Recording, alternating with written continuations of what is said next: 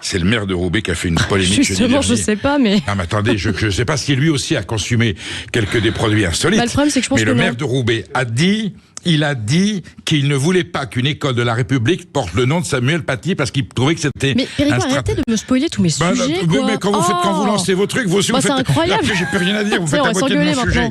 Non, Bali, racontez-nous ça, c'est passionnant. Perico a de la concurrence et elle les rude celle-là parce que légitimer le fait de siffler la Marseillaise comme l'a fait l'édile de Saint-Denis, déjà, ça indique un petit peu les intentions de ce parti anti-France qui est la France Insoumise. Mais là, on touche à une plaie ouverte, une plaie qui ne se refermera jamais, une plaie récente. Cette plaie s'appelle Samuel Paty.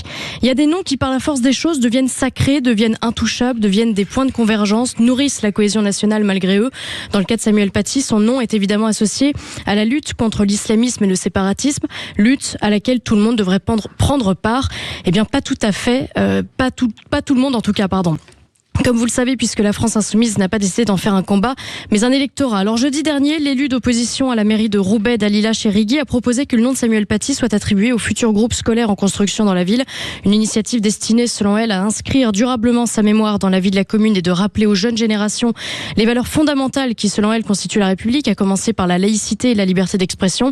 Vous voulez savoir ce qu'il a répondu, le maire de la France Insoumise, David Guiraud? Il a dit non. Écoutez-le. Honnêtement, j'ai l'impression de participer à une opération politicienne. C'est-à-dire, soit on vote et on le fait, soit regardez, le maire de Roubaix refuse de rendre hommage à Samuel Paty. Vous aviez 6 ans pour faire nommer ça, sachant que c'est une décision, évidemment qu'on rend hommage à Samuel Paty, évidemment qu'on souhaite que sa mémoire soit transmise, que son assassinat soit dénoncé, que les conditions de son assassinat soient dénoncées, que les appels qu'il a fait à l'aide parce qu'il était menacé soient dénoncés, que les professeurs soient protégés. Mais là, votre décision, franchement, de faire un vœu là-dessus, des fois la politique, c'est pas beau, quoi. Comme on dit, choisis ton camp, camarade. Alors bien sûr que le nom de Samuel Paty ne doit pas être un outil de basse manœuvre. Il n'empêche pas que dans le fond, refuser cette proposition n'est pas un acte de résistance face à cette dite manipulation politique. Roubaix vaut bien un groupe scolaire baptisé Samuel Paty. Vu l'état de la ville, ce simple geste nous permettrait seulement de savoir si la République y est encore vivante.